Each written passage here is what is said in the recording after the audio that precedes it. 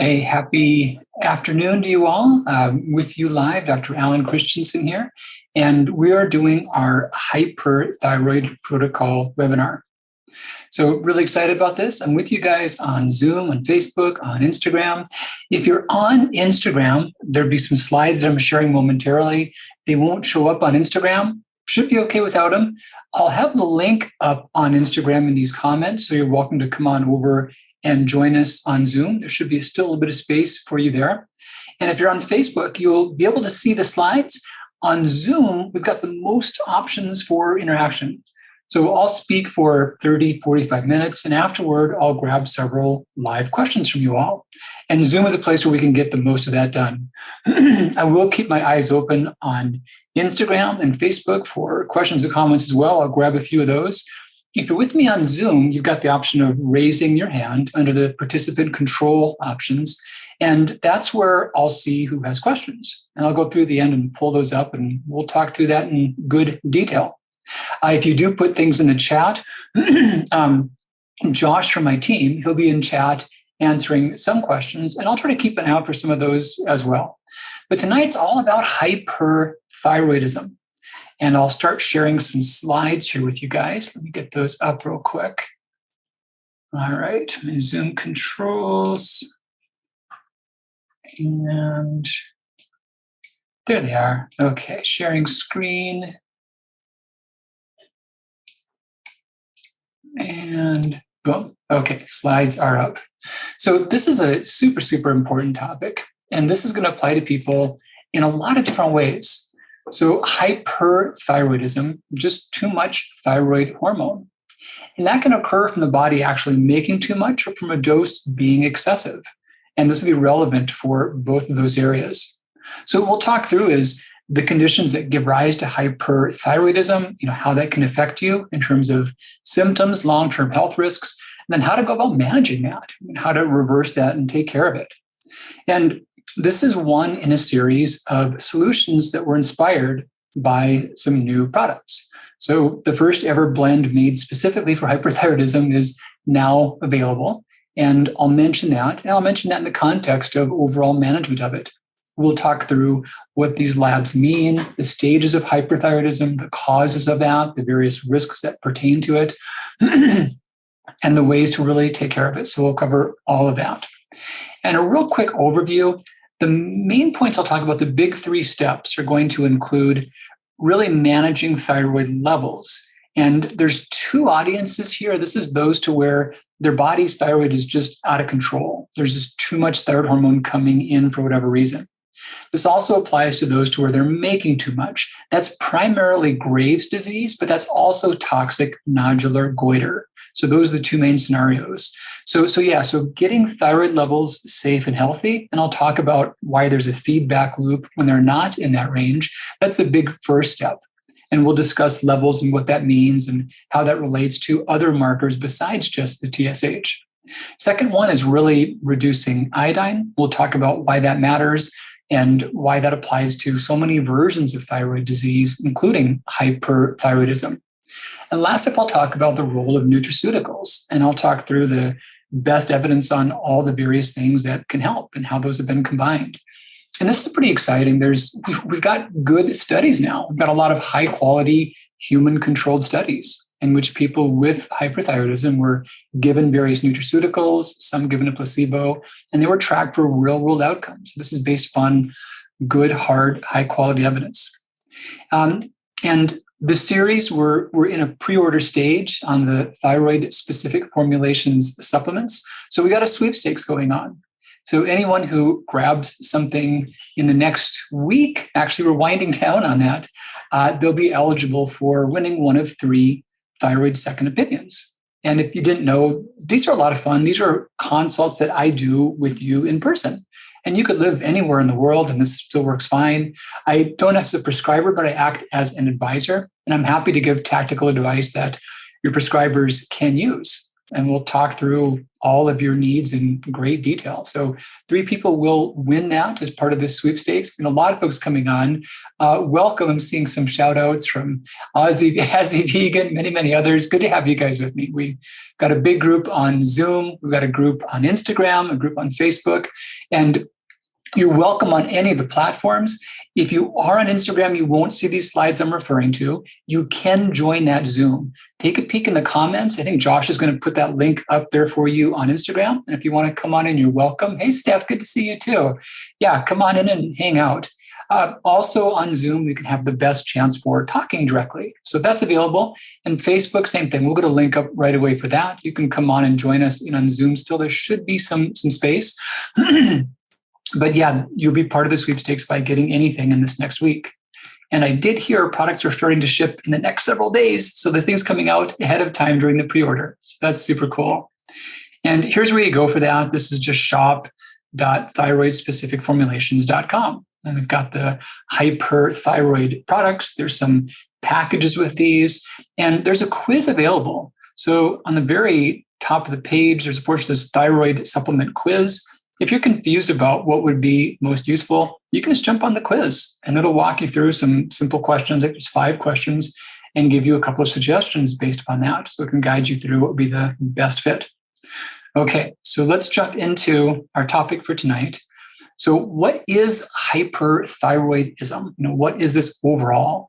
It's just an excess of thyroid hormones. It's just too much. And the relevance of that is it can promote disease and negative health outcomes. And a big thing is it can make people not feel well. And this is something that has been really, really important and often misunderstood. There's an idea we have about the body needing things, and more is better. If too little thyroid hormone makes someone gain weight, it seems so logical that a little extra should make somebody lean. Or fatigue. If too little can cause fatigue, a little extra ought to give you more of a boost. But it just doesn't work that way. And we'll talk through more about why that is and how it plays out. So for starters, I want to define where hyperthyroidism starts in terms of your blood levels. There's an image I'm sharing here now for those who are on the Zoom. And this shows the stages of hyperthyroidism, what ideal function would look like, and then the stages of hypothyroidism. I'm going to focus on those of hyper for this discussion, but I wanted you to see that this is all part of a continuum. And the earliest stage of hyperthyroidism is what's called stage 1 hyperthyroidism. And at this point, the one consistent change in blood markers is the TSH dips below range. So the bottom end of the range is typically reported as 0.4 international units per mil. So once we get below that, this is splitting hairs, and I'm sorry, but I can't not be detailed. Some might argue 0.35. Anyway, somewhere in that range, when you get below that, we start seeing various complications show up. Now, here's what gets often counterintuitive as well. At this stage 1, you wouldn't necessarily have low levels of T4. And you would not necessarily have low levels of T3. High levels. I said that backward. So you'd think when there's too much and the TSH goes down, you would think right away the T3 and T4 would go up. They don't. In many cases, they're normal. In many cases, they're low. So let's think about what's happening. So inside the body, the first thing that occurs is the brain tells the thyroid, hey, back off. You're doing too much. Don't make so much. And that's what we see reflected by the TSH going down. Now, that is a signal to the thyroid, but it's also a signal to a big, long list of things outside the thyroid that regulate thyroid hormones. That includes your liver, your kidneys, your digestive tract, all these ways that we peripherally manage, convert, conjugate, excrete them, sulfate them, a lot of stuff. And when the TSH dips, your body says, oh, there's too much. I must need to get rid of this more quickly. And so all those other mechanisms that we call peripheral metabolism, they go into overdrive and they dump out thyroid hormone. What also happens is your body fights thyroid hormone. You block it from entering the cells. So you put all that together and you can commonly have it to where there's low levels of T3, T4, some combination of that. Now, there are scenarios in which that's being caused by the pituitary not working right. That's quite different. And that's where the TSH is almost all zero. And those other markers are basically at zeros. And that's rather rare. In almost all cases, when we see the TSH start to dip down and T3 and T4 are normal or low, this is stage 1 hyperthyroidism. And this is where the risks start up. Then, if the amount of thyroid hormone keeps on getting higher and higher and higher and higher, there comes a point at where the TSH goes as low as it can. And then it moves down to 0.01. And here, we still may not see changes to these free hormones. Eventually, however, with these further stages, they start to creep up. There's a mistake here. 3, it should say that T4 is now high. And then at stage 4, they're both high. So basically, at the worst stages, T3 and T4 do elevate. At the earliest stages of hyperthyroidism, they don't. They may even be normal or even low.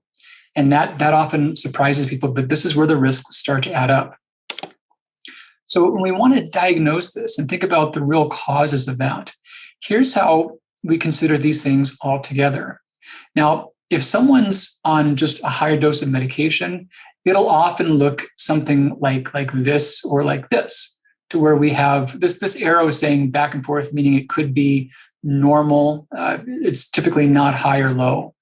So early disease will often look something like this, to where we tend to not see markers of thyroid autoimmunity, or we'll see markers of Hashimoto's autoimmunity, but none for Graves. With Graves' disease, we can see the TSH low to varying levels, but we'll also start seeing markers of Graves' autoimmunity, and that's the thyroid stimulating immunoglobulin.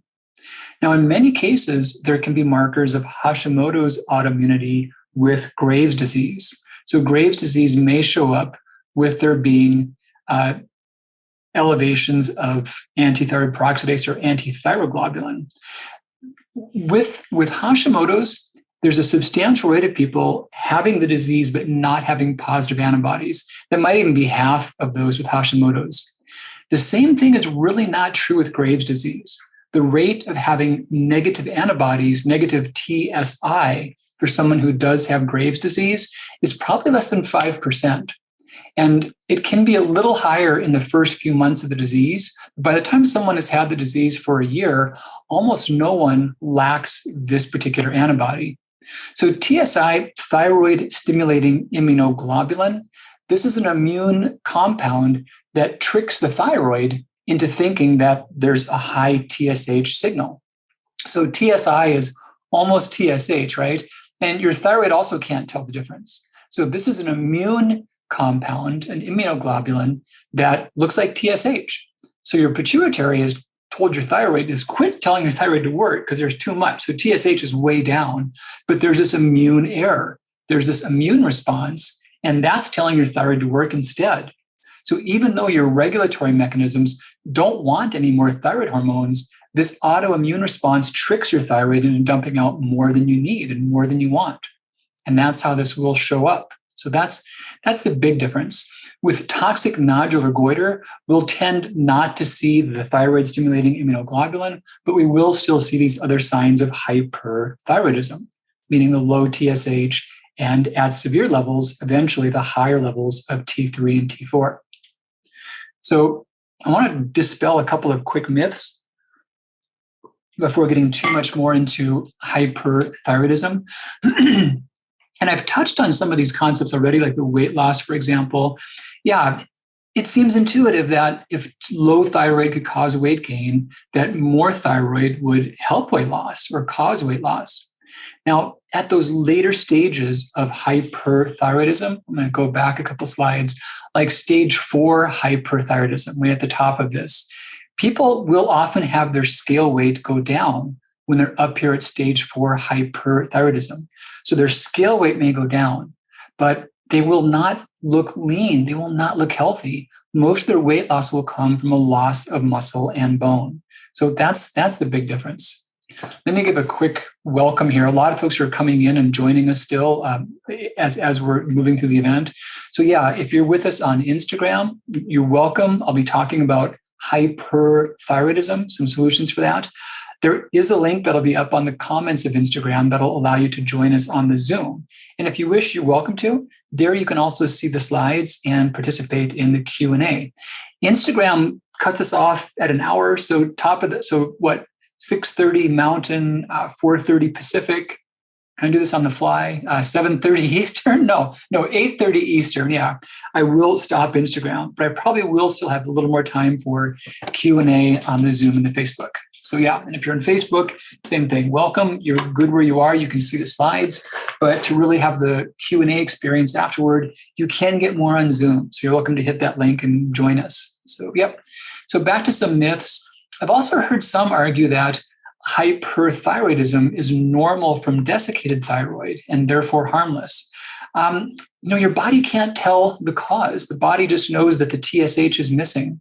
And TSH, it tells your thyroid to work, but it also tells your bones to grow. And it's also part of how your heart repairs itself and how your brain repairs itself. So when it's low, a lot of things don't do their proper maintenance and a lot of negative risks do emerge. Doesn't matter what type of medication is causing that. Anything that does can cause those same sorts of risks. I've also heard some say that this is harmless until T3 elevates. Well, back to our stages of hyperthyroidism, that only happens when the body has exhausted all of its backup mechanisms. And that does worsen some of the complications. And by the time T3 elevates, almost everyone then has obvious hyperthyroid symptoms. Before then, many don't, but they still do have the risks. So yes, you can have risks and harm happen to your body, even if you feel good on the dosage. So this is the thing, is that if you're on a little too much, it can cause harm to your system. And if it seems that you only feel well on a high dose, what that means is there's something else making you not feel well that hasn't been diagnosed and taken care of. So even if extra thyroid feels good, that's not a fix. That's not a good solution. It's like, cocaine would make someone not tired, but it wouldn't make them healthy. It would cause harm to them eventually. And the exact same thing is true for those who are on too much thyroid hormone. Another myth is that iodine helps. I'll talk more a bit about that in depth. It's a bit of an odd paradox, but massive doses of iodine often do lower thyroid output. However, there may be other complications that ensue from that. So I'll come back to that momentarily. Another one is that hyperthyroidism, whether from Graves or from medication, doesn't need treatment if there's no symptoms. And I just mentioned before how there still are risks, and there still are those that can have hip fractures, cardiac damage, or brain damage. And risks are something to where they're not always intuitive. I've spoken to doctors about this, and I've heard them say, yes, but my patient, Jane, just making up a name, she feels better on this dose, therefore that's best for her. And she's been fine. She's not had any harm come from that. And I've seen other patients that have not been harmed by that. And I'm sorry, but to me, it reflects a lack of understanding about risks and probability. You could point to thousands of smokers that never got lung cancer, but that doesn't mean they weren't at risk for it. And it doesn't mean that working on stopping smoking was bad advice. It was still good advice. So yeah, a lot of things may not happen, but they're still more likely, or maybe they haven't happened yet. So that's the nature of risks.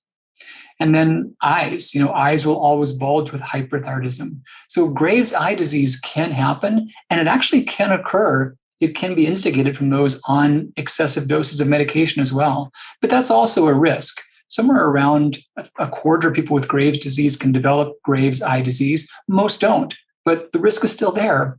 So that's the nature of risks. So now let's talk a bit about the symptoms. These can be many. And this is also not intuitive because I've often seen lists that show, here's the symptoms of hyper and here's the symptoms of hypo. And they're often made to look very distinct from one another, like they're obvious.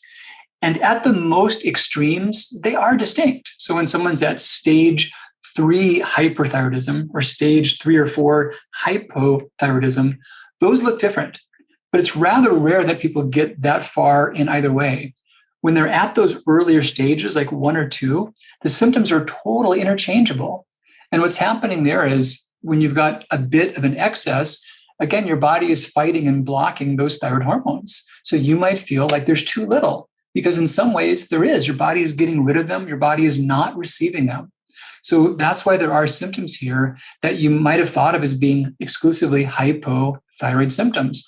They're not. You can feel tired. You can have insomnia, the weight gain, muscle weakness. These can happen from hyper just as much as hypo. Heavy periods, hair loss, the palpitations, the sweating, the diarrhea, those are more commonly associated with hyper. We don't see those with hypo as much, but people can commonly have a mixture of these symptoms. And that can occur on hypo as well. So this is where the labs, they're important. The symptoms are what matters the most, but the labs help us know what changes can improve the symptoms. And this is a case where it's important to understand which side of the spectrum someone is. Okay. Now I'm going to touch on the complications that I alluded to in a little more depth and with a few more numbers on that. So the symptoms, one big thing, brain damage. So brain cells, astrocytes, they depend upon thyroid hormones for maturation. They also need TSH to properly mature and properly convert themselves and grow new brain cells. So in the lack of a TSH signal, your brain cannot repair. And we see higher risks of cognitive decline, cardiovascular disease, bone thinning, and then total mortality. Now, this graph, this is showing how many years someone has been hyperthyroid and how this affects their excess total mortality risk. So if we look at this, someone who's been hyperthyroid, let's just run the math here and this is their age. So we got a lot of variables. So if someone is here in, they're 70 years old and they've been hyperthyroid for 8 years, they've got a 10-fold increase in mortality. Let's say somebody's younger. Let's say they're 50 years old and they've been hyperthyroid for 4 years. Well, they've got somewhere around a two-fold increased risk in mortality. So this is a big deal. These are substantial numbers. And I want to make it clear, this is not someone who's got full-blown severe hyperthyroidism. This is that very first stage. This is where TSH dips low, but the free hormones are still normal. And this carries a substantial increased risk of death, many-fold above baseline. A little more depth on complications. I mentioned the Graves' eye disease, and this is also called exophthalmos. This is where tissue builds up behind the ocular membranes, and they cause the eyes to move forward. And it can be a surgical emergency. There still are those that do lose their vision from it. There are more treatments for it, which is great, but this is one of the autoimmune facets of hyperthyroidism. Briefly, Wendy Williams has been in the news as of late as someone who's been struggling with this and had her career slowed down. Jillian Michaels, George Bush Sr., Barbara Bush, many have had Graves' disease and been affected strongly by that. But the big causes that we'll talk through are really going to be that, Graves, and then excess medication and toxic nodular goiter. So here's how this plays out. There's a loop that goes on. Once there's too much thyroid hormone, the top is this hyperthyroid state, that by itself causes the immune system to act differently. And that then can cause the immune system to make the thyroid make more hormone. This has been called the hyperthyroid autoimmune loop. So the more thyroid hormone you've got, the more that can trigger your immune system to cause your thyroid to make more hormone. And you can see how that's a vicious cycle. The one thing feeds onto the other, which feeds onto the first, and it keeps going and going. And that's why the first step for really managing hyperthyroidism has to be getting out of that state. So this slide talks about the use of medications. I'll touch on those, or the use of thyroid surgery, which is not really commonly a first-line therapy anymore. But however someone slows the thyroid, that by itself can be quite curative towards calming the autoimmune response. So when you've got too much thyroid, it worsens your body's autoimmunity. Now, this also applies to those who have Hashimoto's that are on an excessive dose of thyroid medication. So if you've got Hashimoto's and your TSH is pushed below range, that by itself worsens your Hashimoto's. It worsens the autoimmune process, and that further causes more damage to the thyroid. All right, I'm going to do a quick check-in. So a lot of folks are coming on with you guys on Zoom, Facebook, Instagram. Instagram, guys, I'm referring to some slides. So I can't put them up on this platform, but there's a link in the comments that Josh put up, I believe. And from that, you're welcome to come over on Zoom. You can see the slides if you want. I'll be with you guys on Instagram for about another 35 minutes or so, a little bit longer on other platforms as well.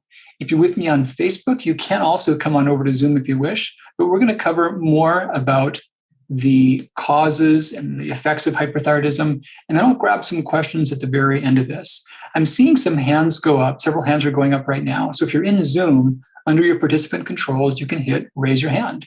And I'll get a couple of these and we'll talk in person. It'll be a direct video discussion. And I'll go through those in the order that they came up. So whoever puts their hand up first, I'll grab them first at the end.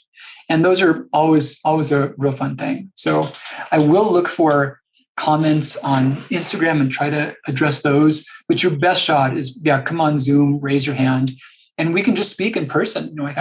If you're game, I'd love to just see you in person. We can talk directly and give a good detailed answer to your question. So lots of hands are going up. You guys jump on in.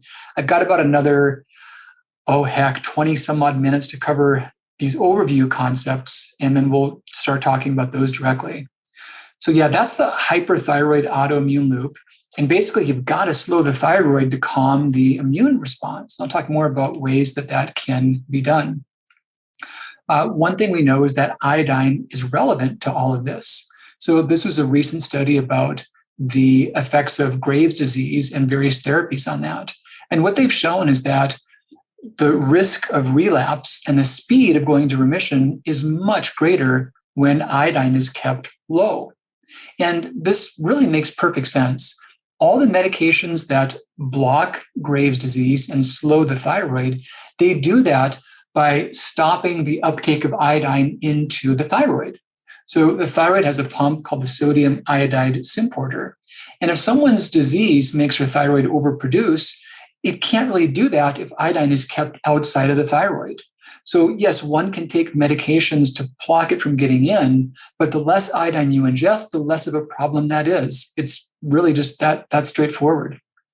So we know too that goiter and nodules and hyperthyroidism all are more prevalent in populations that have excessive amounts of iodine.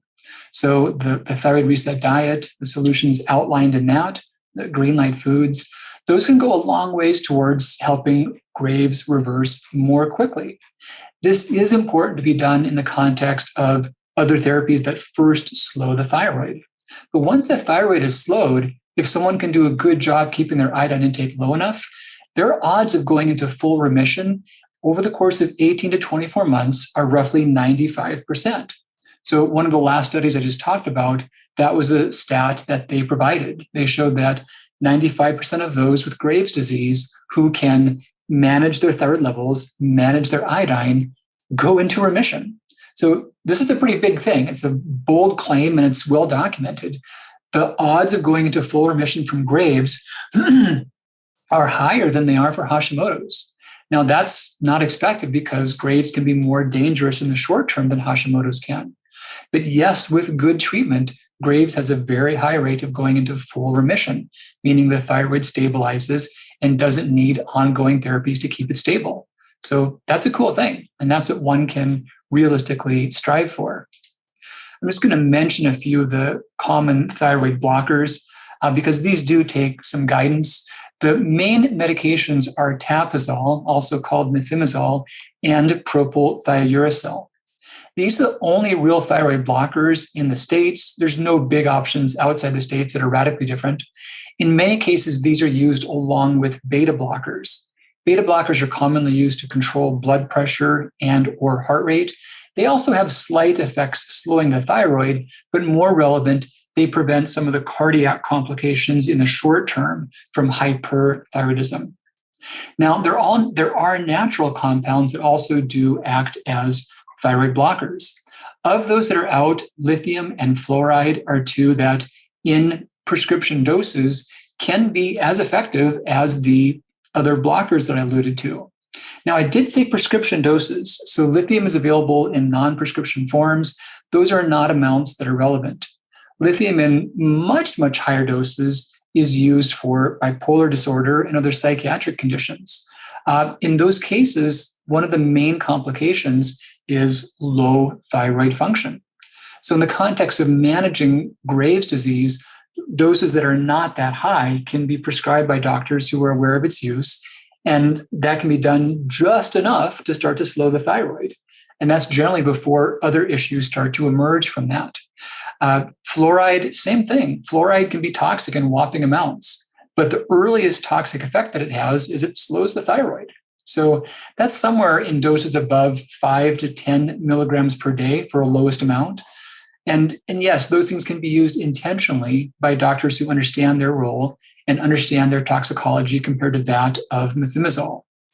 There are many natural compounds that are talked about, Lycopus, Leonoris, sometimes ashwagandha is mentioned.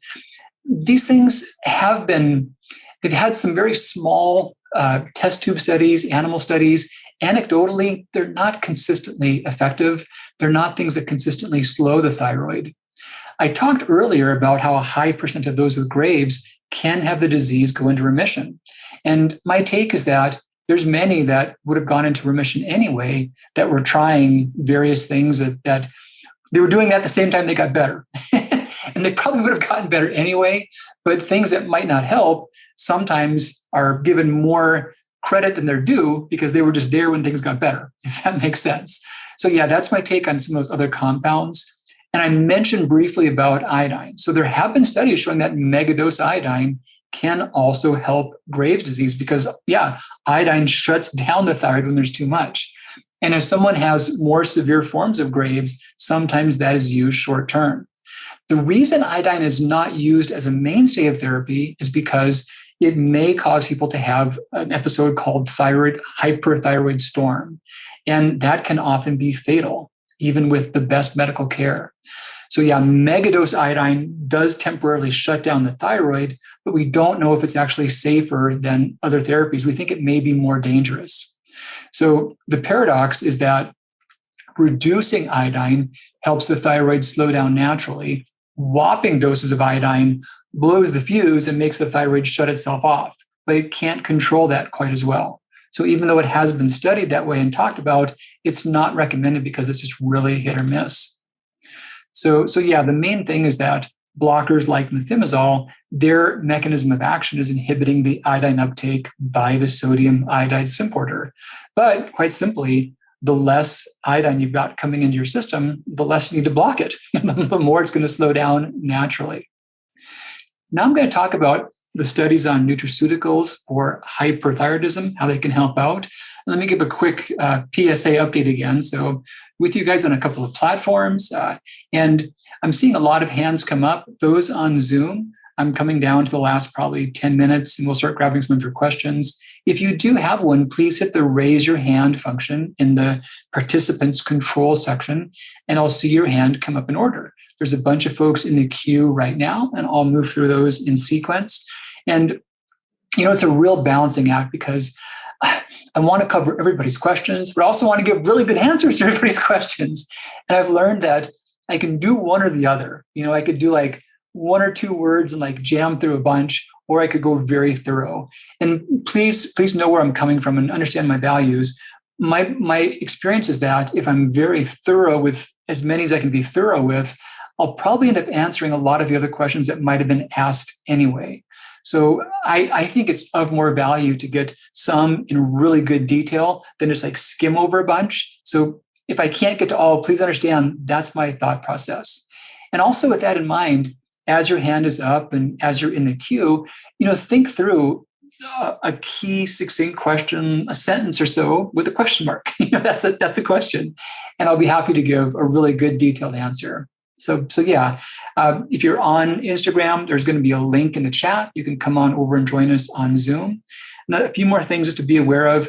We are in the pre-order stage for Thyroid Specific Formulations. And those who do order in this next week, you are eligible for a sweepstakes. You could get a free second opinion consult with me. Normal value $800, $797, something like that. So yeah, that'll be a cool thing. All right, so we talked about how meds are used to slow the thyroid. We talked about how less iodine naturally slows the thyroid. And now we can talk about what nutraceuticals can do. And this is pretty cool. So some can work to directly help lower the thyroid output. They can work like the blockers do, sometimes not by blocking, sometimes more so by just helping to reverse the disease process. And sometimes they can complement these blockers and work well with them. Now, excess thyroid hormone induces a great deal of oxidative stress, and that's directly to the thyroid itself, but also many other vital tissues, the brain and the organs. So we can also, nutraceuticals have also been studied and shown to stop this oxidative stress in cases of thyroid disease. We've seen that some have been shown to prevent Graves' eye disease, make it less likely to happen, or make it less likely to progress. We've also seen they can protect the heart and mitigate cardiac damage from hyperthyroidism.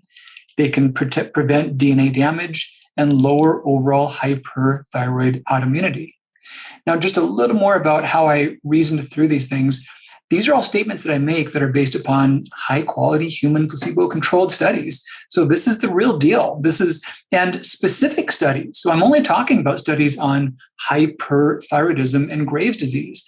There's a zillion things that may help oxidative damage, but would they actually work in the case of Graves' disease? Well, the things I'm talking about, yeah, because that's how they were tested. Same thing, there's a lot of things that may be cardioprotective, but would that help with hyperthyroidism? So we've got studies about that. And that's what I'm excited to share with you guys. You've got high quality evidence of things working exactly in this circumstance, that they're specific to these needs. So first up, this is one of my all-time favorite bioflavonoids. And this is one that gets far too little attention.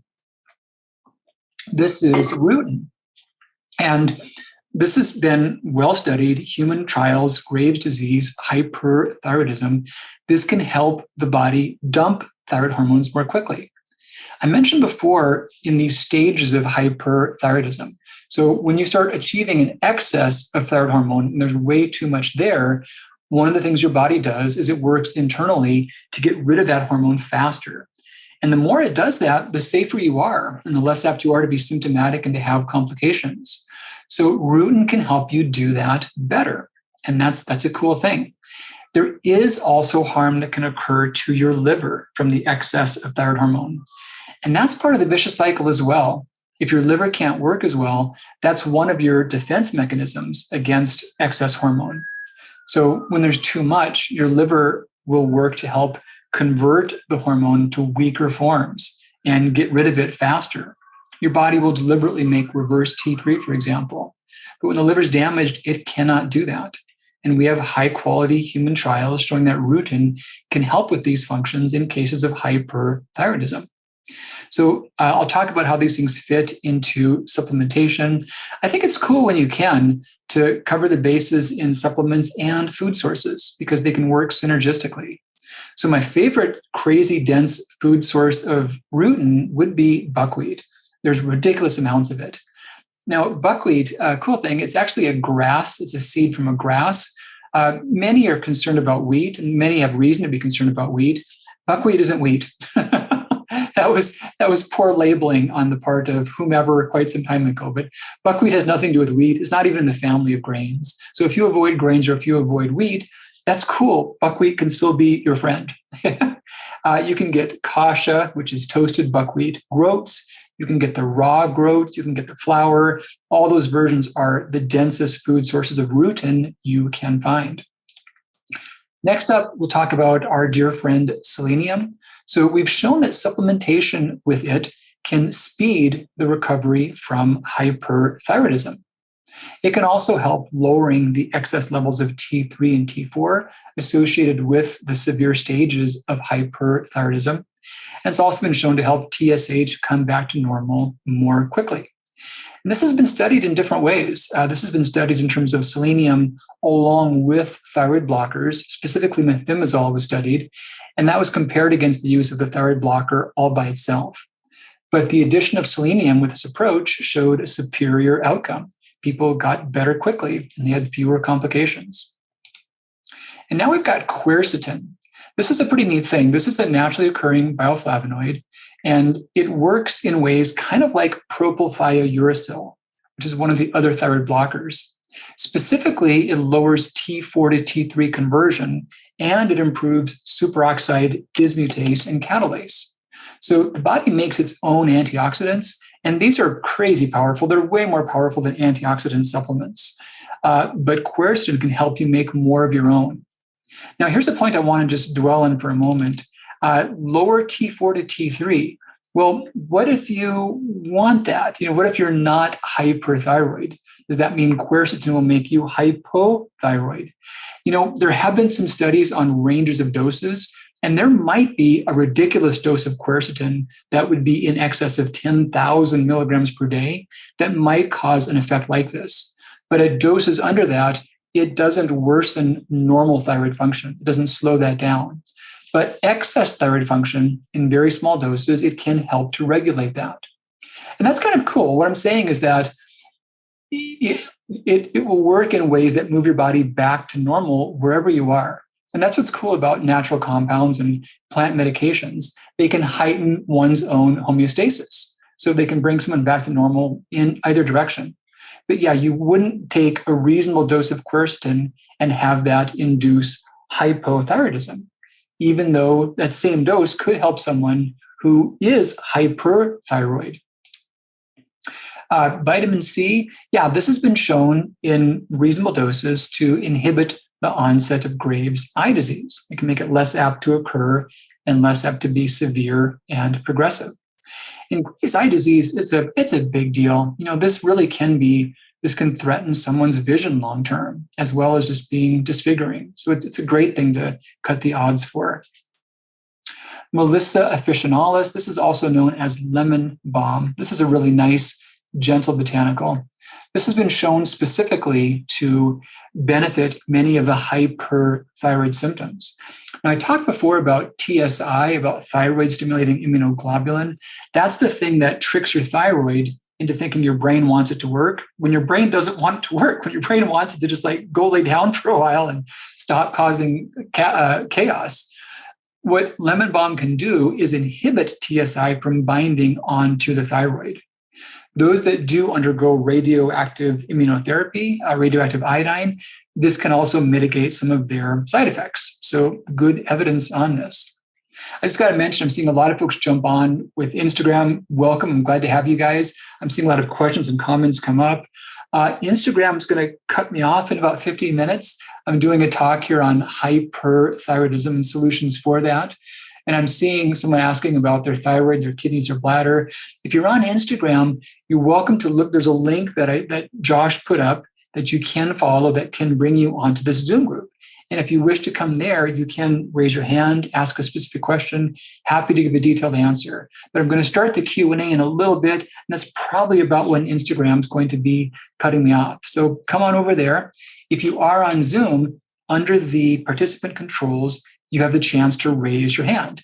And I'm probably within 5 minutes or so of going with some live Q&As. So if a question has come up for you, and I'd like to really focus these on hyperthyroidism as much as we can, just to cover all those that are relevant.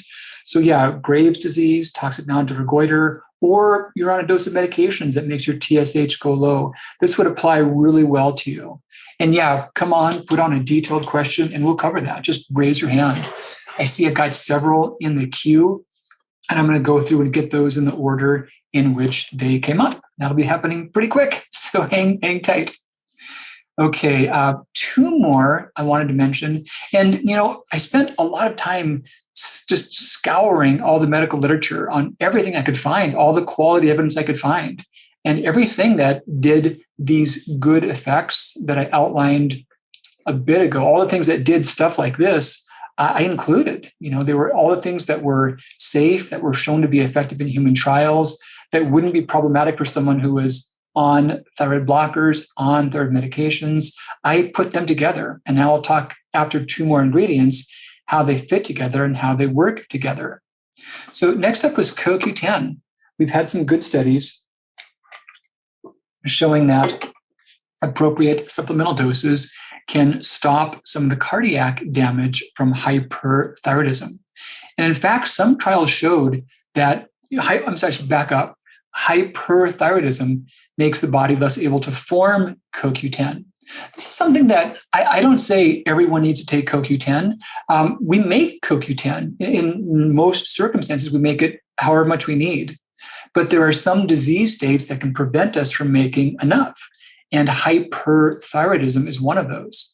And some studies have shown that in hyperthyroidism, that those that have very low levels of CoQ10, that may be a stronger predictor of heart disease than the elevation of the thyroid levels. So yeah, we think a lot of the damage to the heart from hyperthyroidism is caused by CoQ10 depletion. So one can make that less likely by supplementing with that in good amounts and types. And then the last separate one to talk about would be AcetylLCarnitine specifically. We've got data showing that with hyperthyroidism, the body is less able to use fat as a fuel. And that often shocks people. I've talked about this a bit before about how hyperthyroidism does not encourage weight loss because it stops fat breakdown. So yeah, your body can't shuttle fat into the mitochondria to burn that well when there's too much thyroid hormone. Back when I started practicing, doctors used to think that you could take anyone who had weight struggles and just prescribe thyroid hormone and that they would be better. Even if they didn't need it, you could give them enough and they would lose weight. And that's just not true. It's not safe and it's just not true. Excess thyroid hormone actually blocks the body's ability to break down body fat. So this is one role of acetyl-L-carnitine.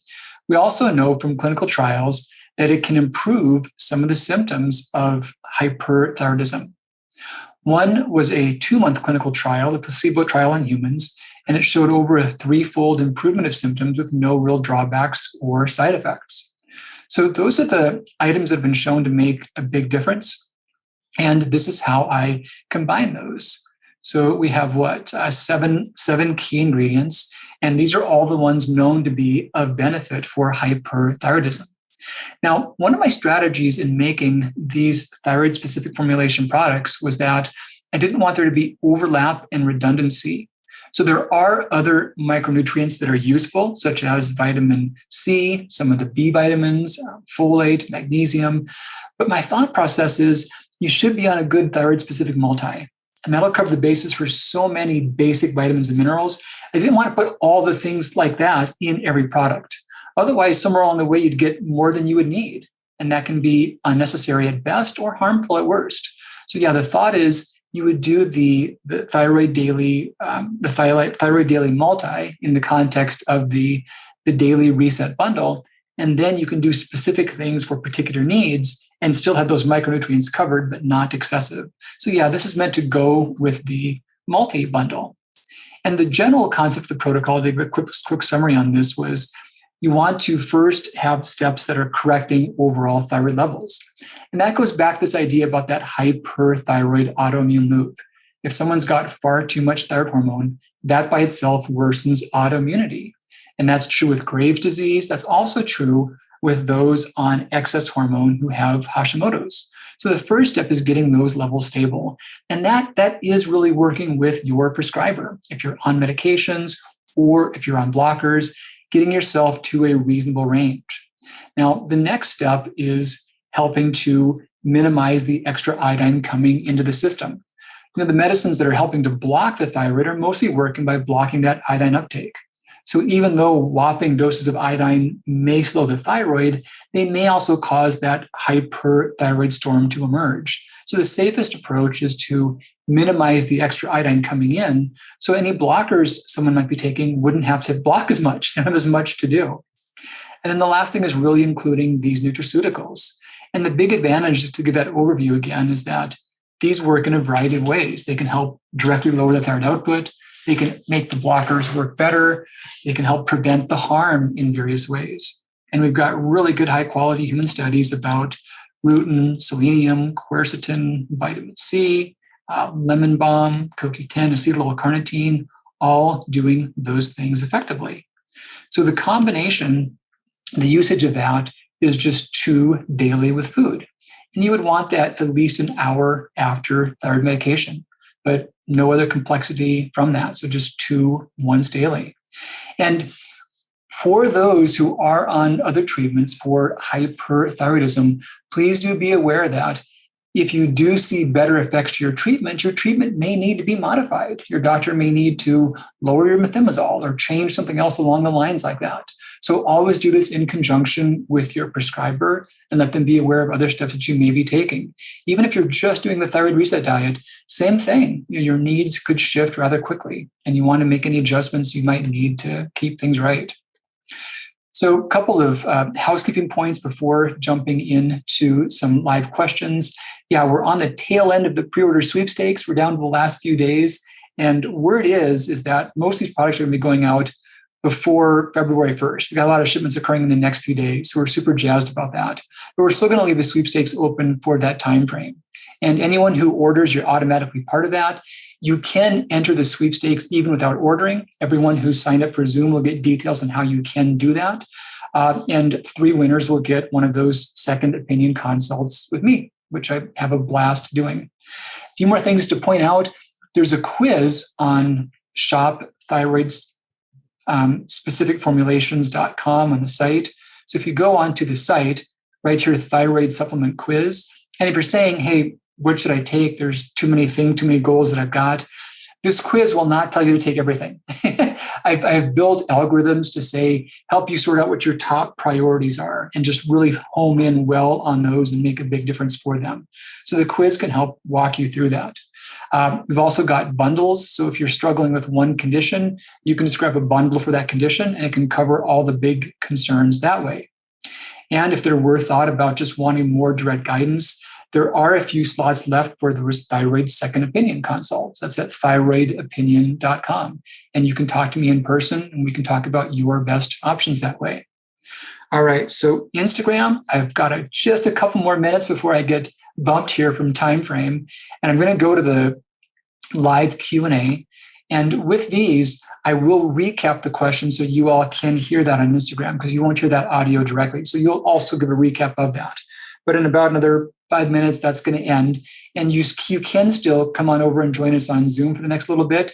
I see that my buddy Josh just popped that link up again there that's for the shop. He has put the link up also for the access to the Zoom event. So if you want to come over there and hang on a bit longer, totally welcome to. We got a few more spaces, it looks like. Yeah, you could still come on in. So now it's time for questions. Let me stop the screen share. There we go. And I've got a bunch of these up. And I'm going to cover a couple of these. I just want to restate my thought process with the questions. So I could do like off the cuff, 1 or 2 word answers, and I could cover 100 questions in like 20 minutes, but that really wouldn't help you guys. So I want to give more depth. So if we do come up and get your question, I'd love to have a bit of a conversation and give you a really detailed answer. And my experience is that there always will be ways in which questions are totally unique, but they're more similar than they are different. I mean, we're talking about hyperthyroidism. So if your question is totally about, why you can't update your latest Apple iOS, I can't answer that strong question. But if the question is about this, I think any answer you hear will probably be useful for you. So I want to give more depth with a smaller number, and I think everyone will get more out of that. So that's my thinking anyway. Just trying to do my best. So with that, one other quick thing. If you are game to go on video, love to see you and just have that face-to-face conversation. If not, audio is totally cool too, and we can make do with that. But I'd welcome you to pop the video on if you're game. All right, so that's enough preamble. And I'm going to go through these. Now what's going to happen is I will say your first name as it appears. And sometimes this could be like, somebody else's Zoom account. And so just bear in mind that, it's whatever first name is on the Zoom account. It may not be your name, but it's all I know to go from. And I'll say that, and I'll hit a button that will allow you to unmute yourself. You will then unmute yourself under your participant's control and just start speaking away.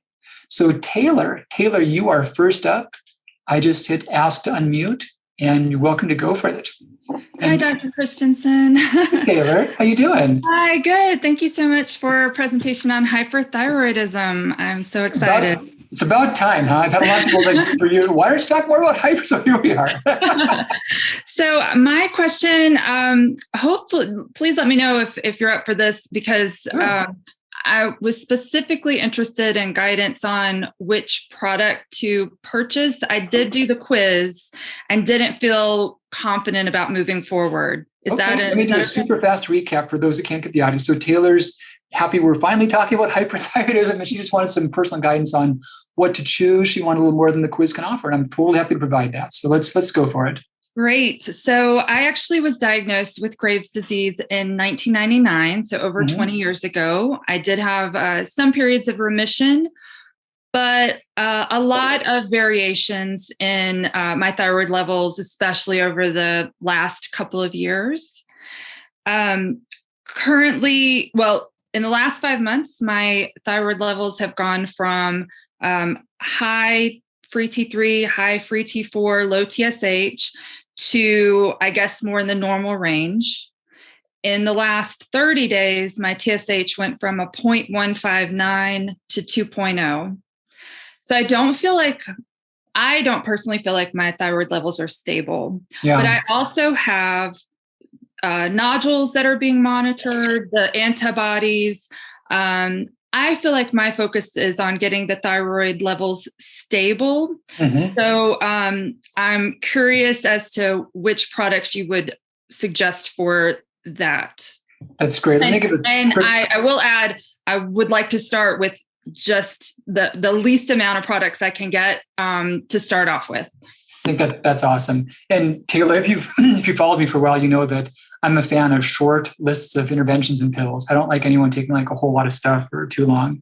So let me recap that for others. So Taylor diagnosed back in 99 with Graves' disease, had some times where she was in remission, but last few years, things have been fluctuating. At a point about 5 months ago, she was at one of the later stages of hyperthyroidism, in which her T3 and T4 were also elevated. She's recently gone from a TSH of 0.159 to 2.0. So she's bouncing between varying levels of hyper and normal. And the question was what to do, and also managing nodules and antibodies and not taking too much stuff. So always, of course, I can't give direct medical advice. In a situation like this, however, of course, the baseline micronutrients of the bundle are a great starting place.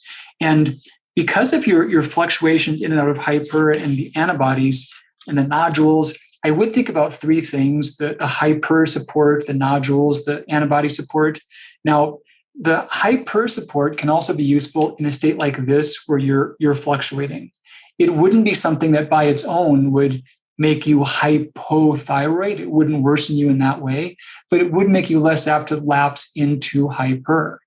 And someone managing your care, I wouldn't see this as a case if you were trending to stay mostly normal. I wouldn't see it a case to where you would need thyroid blockers. If you weren't already, please look at the low iodine diet ideas from the Thyroid Reset diet and elsewhere. And I think that can go a long ways towards making this stay more stable as well.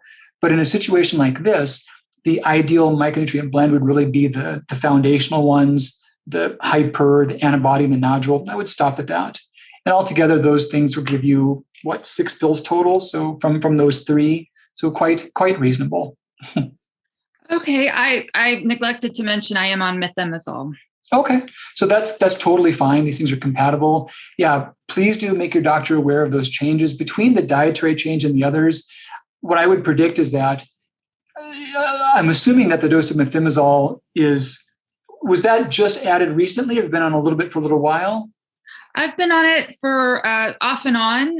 It seems to be just fluctuating, just like my thyroid levels. I was on 10 milligrams, then I went down to 5 milligrams most recently.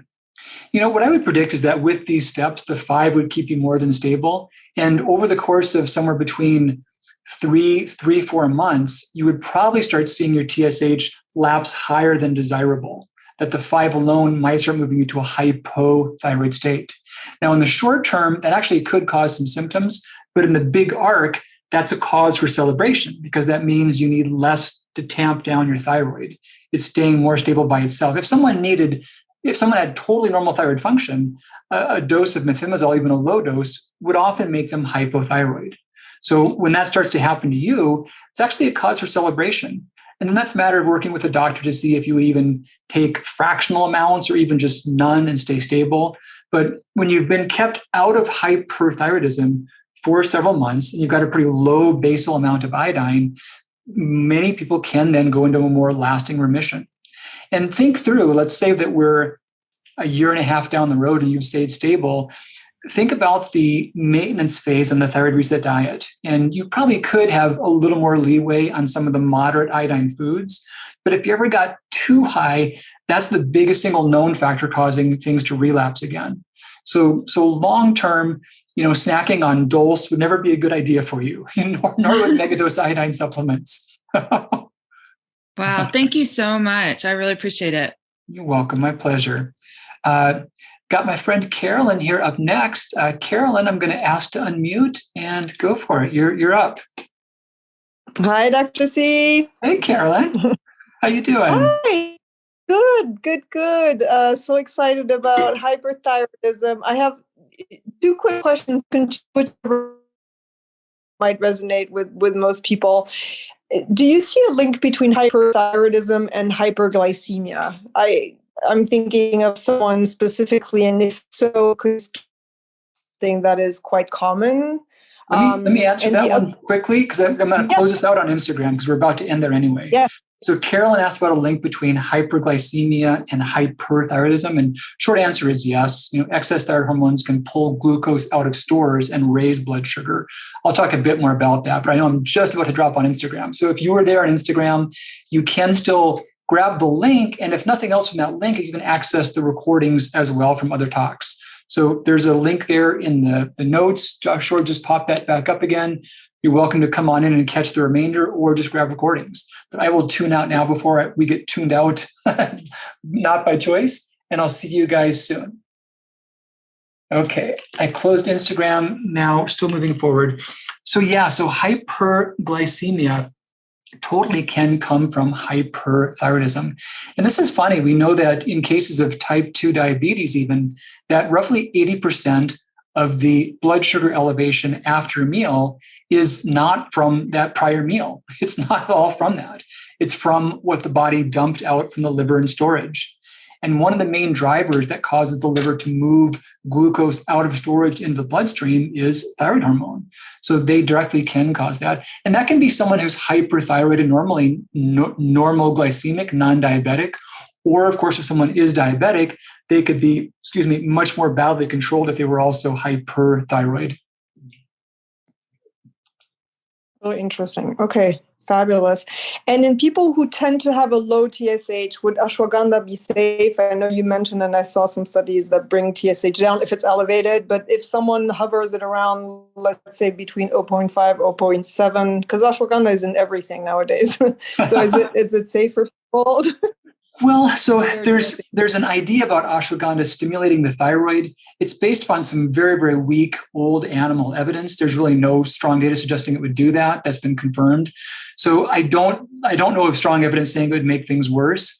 But my mindset is, it's in a lot of stuff. And there certainly are times people have multiple goals they're addressing, and that's valid. But I always love as little stuff as possible. So not overtly harmful, but pare back what you can. Thank you so much, Dr. C. Have a good night. Good to see you, Carolyn. You too. Okay. I'm going to get several more. So Maritza is next up. I'm going to hit ask to unmute, and you're welcome to start speaking. Go for it, Maritza. Yeah. My question is similar to the previous person about the supplements to take. Uh-huh. I don't know if I think I have Hashimoto. It just happened. So I had a blood test and my PTO was 32. Okay. My thyroglobulin was 77. Mm-hmm. My TSH was 0.14. The T4 was 6.1. The free T4 was 1.3. And the free T3 was 3.2. So I believe have you had many other thyroid tests before, or was that one of the first ones that was more in depth? This one was the more in depth. Before they only they didn't measure the antibodies. Okay, has your TSH been at a similar level, or was that a new finding? It was 0.78 most of the times. 0.78. A couple of months ago was 0.78. And the last test after maybe 2 months, it was 0.14. Okay. So it's lower than it has been. Yeah, a little bit. My ND gave me a glandulars to take. Mm-hmm. So now, were you taking the glandulars? Did you start that before your TSH went lower? Could that have been a factor that way? Yeah, before. Yes. Okay.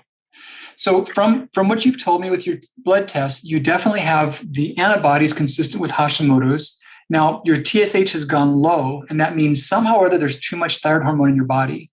And by far the most logical explanation would be those thyroid glandulars. I've talked about them a bit in the past. I'm not a fan. So they're kind of like thyroid medications. They're just horribly inconsistent. They do have active hormones in them. They almost always have some active thyroid hormone. But how much they have is anybody's guess. One study, some scientists grabbed thyroid glandulars the way you and I would buy them in the market. They brought them to a laboratory and they measured, did they have thyroid hormone, and if so, how much? And they were all over the board. Even within the same bottle, like one capsule to the next, the amounts could be like 20-fold different. So they are active, but they're not consistently active. So I would bet the farm that you're someone who's newly coming into Hashimoto's, and anyone could take those glandulars and have that push their TSH down. That probably really wasn't your body doing that. So my thoughts in a situation like that, I don't recommend those glandulars across the board. So I would stop those. But think about some good baseline micronutrients. Well, I bought your book. Great. And I'm just beginning to read it. And I bought from your website the Daily Reset Bundle, the Antibody Support, the Easy Iron, the Hyperthyroid Support, and the Thyrotonine, because I have bad insomnia. I can hardly sleep. Okay. After you're off the glandulars, assuming your TSH comes back to normal again, you wouldn't need the hyperthyroid support longer term. You could just stop it at that point in time. If your TSH did stay down even after you stop the glandulars, that would be some more work to diagnose why that's happening. And then you may want to continue that. But I think that's the one you could drop the quickest. The others may be all useful for a bit longer. But I think the glandulars were the biggest factor making your TSH go low. So how long? I just stop it and then I test before I start taking these supplements? Sure. So you can start them right away. They're totally fine. But once you stop the glandular, it might take as much as 2 or 3 months for your TSH to go back to normal again. But yeah, just stop the glandular, let your doctor know about that, and then just watch to see that normalize. Oh, okay. She told me that is because of leaky gut. Is that true, that I have leaky gut? There may or may not be that present. But again, if you took 100 people and gave them thyroid glandulars, probably 90 of them would see their TSH levels go low. That's quite common. As far as what causes the rest of the whole autoimmunity with your other antibodies, you got the book. The iodine is the biggest driver on that. If you follow the dietary guidelines and the things that you've taken now, you've got about a 97% chance of those things getting better in the coming months. Okay. Thank you. Thank you so much. You're welcome. Nice to meet you here tonight. Nice to meet you too. Okay. So let's get a couple more here. Let's see. Here's a few names I've not seen before. I'll keep going in order though. Eugene, I'm going to hit ask to unmute for Eugene, and whether that's Eugene or Eugene's account on Zoom, either way is fine, and go for it.